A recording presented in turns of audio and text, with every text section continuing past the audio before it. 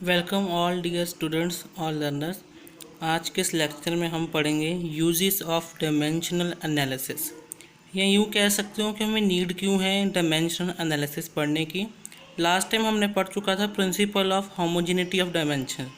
अब उसी प्रिंसिपल को बेस बना के हम आगे बहुत सारे टॉपिक डिस्कस कर लेते हैं इसके साथ। सबसे पहले यूज इसका to check the correctness of a physical equation या रिलेशन। कोई भी फिजिकल रिलेशन ये चेक करना हो कि वाकई वो सही रिलेशन है तो हम डायमेंशन एनालिसिस का यूज़ करते हैं। हमने लास्ट टाइम एक रिलेशन लिखा था half m v square is equal to m g h. हमने देखा था कि दोनों तरफ हमने देखा था इस रिलेशन में half m v square is equal to m g h में क्या हुआ था, दोनों तरफ की डायमेंशन सेम आई थी। तो डायमेंशन एनालिसिस की हेल्प से हमने एक्यूरेसी चेक की थी। नेक्स्ट है to derive the relation between different physical quantity. देखो कोई भी फिजिकल फिनोमिना होता है उसमें फिजिकल रिलेशन इन्वॉल्व होते हैं। तो एग्जांपल के तौर पे अगर आप देखो सोचो, अगर कोई बॉडी है जिसका मास m है, मैंने इसके ऊपर फोर्स लगाई, फोर्स लगाने के बाद वो बॉडी सर्कुलर पाथ में रिवॉल्व करने शुरू करती।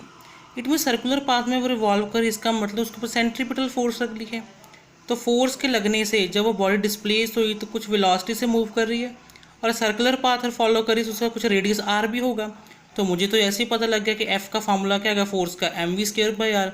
बट डायमेंशनल एनालिसिस की हेल्प से मैं कैसे पता करूँ कि उसका आंसर आया है, तो उसको हम देखते हैं अभी। नेक्स्ट है to change from one system of units to another system. देखो अगर हम एक सिस्टम में बात करें, फॉर एग्जांपल मैं एसआई सिस्टम की बात कर रहा हूँ, मुझे सीजीएस सिस्टम में जाना है, तो उसके लिए भी मैं क्या यूज़ करूँगा, डायमेंशनल एनालिसिस का यूज़ करूँगा। इन सभी एप्लीकेशंस के हम एक एक इलस्ट्रेशन पढ़ते हैं। जो मैंने अभी एप्लीकेशन पढ़ी थी इसकी कि हम डायमेंशनल एनालिसिस की हेल्प से डिफरेंट फिजिकल रिलेशन सॉल्व कर सकते हैं। तो वो देखते हैं। वो क्वेश्चन है कि derive an expression for centripetal force F acting on a particle of mass m moving with velocity v in circular radius r. अब डायमेंशंस की हेल्प से रिलेशन में डिराइव करना है, तो देखते हैं कैसे करेंगे रिलेशन। ये अपनी कॉपीज खोल सकते हो आप। तो मैं सपोज कर लेता हूँ कि एफ वो फोर्स है जो एक्ट कर रही है बॉडी के ऊपर। अब देखो वो बॉडी का कुछ मास भी है, जो फोर्स लगी वो बॉडी मूव करनी शुरू कर दी, और मूव करने इसका मतलब उसकी वेलोसिटी होगी, और वो अब देखो उसके ऊपर सेंट्रीपिटल फोर्स लग रही है, तो सर्कुलर पाथ में रिवॉल्व कर रही है, तो उसका कुछ रेडियस होगा। इसका मतलब जो फोर्स एफ है वो किन किन पैरामीटर्स के ऊपर डिपेंड कर रही है, मास के ऊपर, वेलोसिटी v और रेडियस आपका r।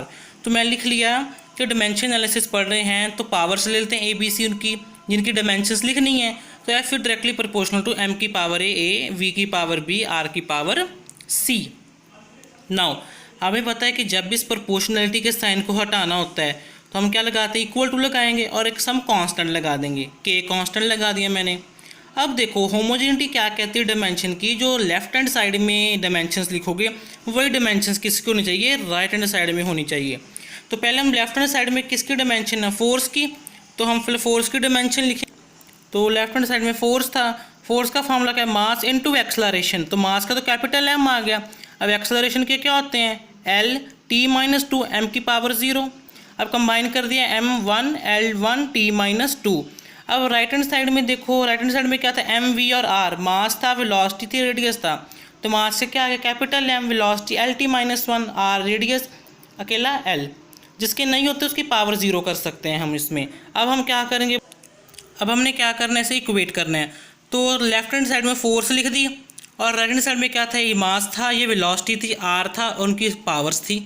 अब क्या करो, पावर्स कंबाइन करो। यहाँ पे देखो m की पावर a है, यहाँ कोई 0, यहाँ 0, तो कंबाइन पावर कितनी आ गई, m की पावर a, l की पावर b, l की power c, b plus c, जिनका बेस सेम होता पावर्स ऐड हो जाती हैं, और t minus b minus b। अब क्या करना है, पावर से इक्वेट करनी है। यहाँ पे पावर 1 है, a इज इक्वल टू 1, 1 है, b plus c 1, minus 2 is equal to minus b आ गया, तो माइनस माइनस कैंसिल, b आ गया 2। ये 2 मैंने कहाँ पुट किया, यहाँ पे। c कितना आ गया, -1, a हमारे पास 1 ही था। अब इन इक्वेशंस को पुट कर देते हैं वैल्यूज़ को। जब इनको पुट करोगे तो k m की पावर 1, m की पावर a थी वहाँ पे, तो a का 1, v की पावर b थी b 2, r की पावर c थी, तो c कितना आ गया, -1। अब इसको इन्वर्स में लिख लो, तो f का क्या formula, k m v square by r। तो ऐसे सिस्टम में ज़्यादातर हम के की वैल्यू 1 यूज़ करते हैं। आप ऐसे भी लिख सकते हो, ये भी ठीक है। नेक्स्ट मैंने एप्लीकेशन पढ़ाई थी आपको, conversion of one system of unit to another system कैसे करेंगे, उसका फॉर्मूला देखते हैं। हमें पता है कि कोई भी फिजिकल क्वांटिटी हो उसको लिखने के लिए दो चीज़ें चाहिए मुझे। एक तो चाहिए उसका न्यूमेरिकल नंबर, दूसरे उसके यूनिट। तो n be the numerical number, u be this unit and x is the physical quantity. तो फिजिकल क्वांटिटी कैसे रिप्रेजेंट करते हैं, न्यूमेरिकल नंबर इनटू यूनिट। तो अगर हम मान लें कि वो फिजिकल क्वांटिटी की जब हम एक सिस्टम में लिखते हैं डायमेंशन या नंबर, तो तब u1 उसका यूनिट है, n1 उसकी न्यूमेरिकल वैल्यू है। जब हम अलग सिस्टम में फिजिकल क्वांटिटी का कुछ लिखते हैं तो u2 उसके यूनिट है, n2 उसके न्यूमेरिकल नंबर है। तो x की वैल्यू एक सिस्टम में क्या होगी, n1 इंटू u1, और दूसरे सिस्टम में x की क्या वैल्यू होगी, n2 इंटू u2। तो x को तो बराबर करो तो n1 u1 किसके बराबर आ गया, n2 u2 के। अब इसमें n1 n2 क्या है, वो तो नंबर्स हैं, वो डिमेंशनलेस होते हैं। u1 तो यूनिट्स है ना किसी फिजिकल क्वांटिटी की, तो फिजिकल क्वांटिटी क्या होगी, डिमेंशंस होगी। तो लेट करूँ ए बी सी अगर डिमेंशंस हैं मास लेंथ टाइम की, u1 के अंदर m1 की पावर है, l1 b t1 t। अगर यूनिट्स लिखनी हो, उसकी डिमेंशन लिखनी हो तो हम mlt में लिखते हैं। इसी में u2 में m2 l2 t2 लिख सकते हैं इसको हम। अब क्या करना है, n2 की वैल्यू निकाल लो। n2 की वैल्यू की n1 m1 by m2 a, l1 by l2 b, t1 by t2 c। तो यहाँ पे n1 को एक सिस्टम का नंबर है, n2 अलग सिस्टम का नंबर है। एग्जाम्पल समझते हैं। कन्वर्ट 10 जाउल्स टू वर्ग। सबको पता है जाउल्स एसआई सिस्टम में वर्क के यूनिट हैं, अर्ग सीजीएस सिस्टम में है। तो मुझे एसआई सिस्टम को किस में कन्वर्ट करना है, सीजीएस में। ये n1 ले लिया, n2 तो मुझे निकालना है।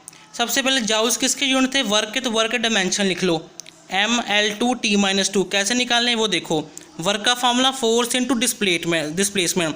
फोर्स के dimension ml t-2 into length ml2 t-2। अब ऐसा ही सिस्टम में देखो m1 क्या होगा, 1 kg, जो m1 यहाँ पे है, l1 1 metre, t1 1 second, n1 आपको 10 दिया है क्वेश्चन में। सीजीएस सिस्टम में m2 1 ग्राम, यूनिट्स बदल गए, मास के यूनिट्स।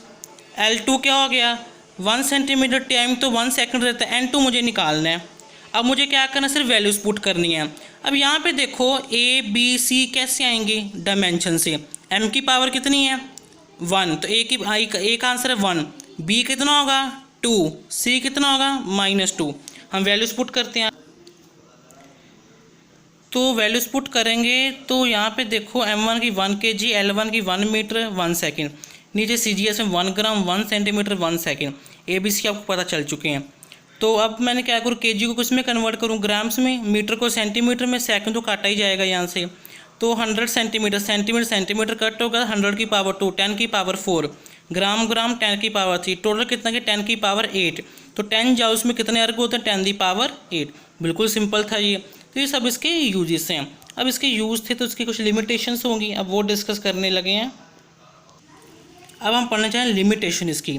तो फर्स्ट लिमिटेशन ये है कि जो इसमें डायमेंशनलेस कांस्टेंट इन्वॉल्व होते हैं, जब हम कोई फिजिकल रिलेशन ड्राइव करते हैं उसको हम डिटर्मिन नहीं कर सकते। आप ये पीछे हमने एग्जांपल की थी सेंट्रीपिटल फोर्स, उसमें के आ रहा था, तो के का मैंने आंसर आपको 1 बता दिया, पर डायमेंशंस की हेल्प से वो डिराइव नहीं हो सकता। तो फर्स्ट लिमिटेशन ये है। दूसरी, ये जो रिलेशंस लिखे हैं S = UT + ½ AT², ये भी हम डायमेंशन से डिराइव नहीं कर सकते, ये भी इसकी लिमिटेशन है। तीसरी क्या है कि हमें कोई भी इंफॉर्मेशन नहीं बताता प्योर नंबर्स के बारे, ट्रिग्नोमेट्री फंक्शन के बारे, कम एक्सपोनेंशियल हो चाहे लॉगरिथमिक हो, उनके बारे में कोई भी इंफॉर्मेशन, लॉगरिथमिक बारे, कम्प्लेक्स क्वांटिटीज़ बारे हमें कोई इंफॉर्मेशन नहीं मिलती। चौथा, सिर्फ डायमेंशंस के अंदर 3 क्वांटिटीज इन्वॉल्व होते हैं। हम जब किसी के डायमेंशन लिखते हैं mlt, अगर किसी कोई क्वांटिटी 4 वेरिएबल्स के ऊपर डिपेंड करते हो या 5 वेरिएबल्स के ऊपर डिपेंड करते हो, उसका डायमेंशंस के अंदर कोई भी यूज़ नहीं हो रहा।